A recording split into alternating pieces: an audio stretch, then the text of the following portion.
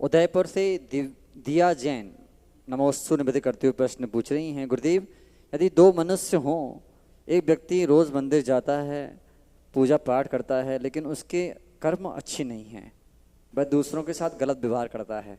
दूसरा व्यक्ति रोज मंदिर जाता है लेकिन अच्छे कर्म करता है, ईमानदार है, दूसरों की सहायता भगवान की दृष्टि में, इन दोनों में से कौन सा व्यक्ति श्रेष्ठ माना जाएगा? क्या पूजा पाठ अधिक महत्वपूर्ण है या अच्छे कर्म? कृपया समाधान कीजिए।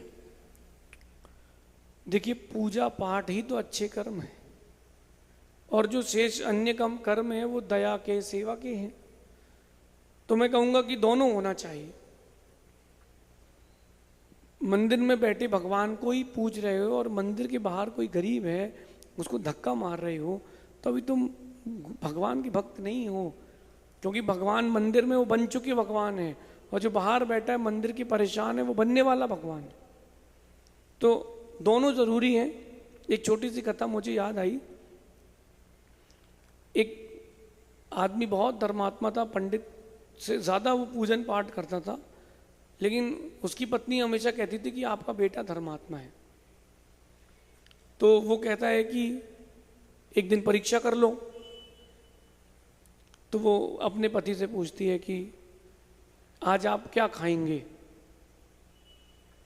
तो उसने पूरी लिस्ट बना के दे दी कि आज ये खाऊंगा, और मंदिर चला गया पूजा करने। उसको उस दिन प्रूव करना था कि ज़्यादा धर्मात्मा है। तो उसने 10, 10:30, 11 बजे तक पूजा करी।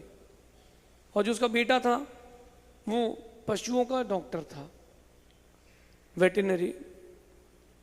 तो वो मंदिर गया, उसने अभिषेक किया और एक अर्घ चढ़ा करके निकल गया, और घर आया।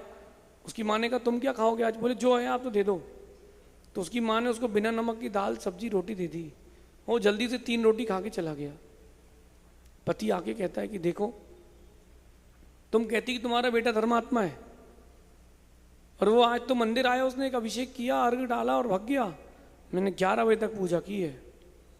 पत्नी कहती आप भोजन तो कर लो।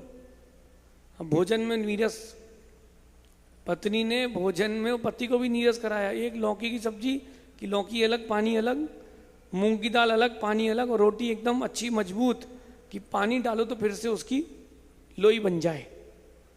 पति तो बिखर गया, पूरा घर का माहौल महाभारत हो गया। बोले तुमसे कहा था ना क्या क्या बनना है, तुमने पूछा था तो मैंने बताया था क्या क्या बनना है। बोले यही परीक्षा का समय है, जो आपको चाहिए वो सब ये बना रखा है। धर्मात्मा की पहचान शांत रहने से है, सिर्फ क्रिया विधि से नहीं है। और मेरा जो बेटा जल्दी से मंदिर से गया, उसको किसी का फोन आ गया था कि गाय का एक्सीडेंट हो गया है। तो उसने अपना पूजन अभिषेक एक शॉट में कर लिया, लेकिन एक जीव की रक्षा करना उसने ज़्यादा उचित समझा उस समय।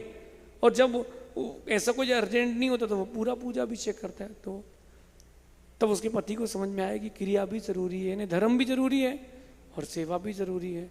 तो इस कथा को अपने जीवन में ध्यान रखना कि बहिरंग क्रिया और अंतरंग क्रिया दोनों का बैलेंस होना जरूरी है।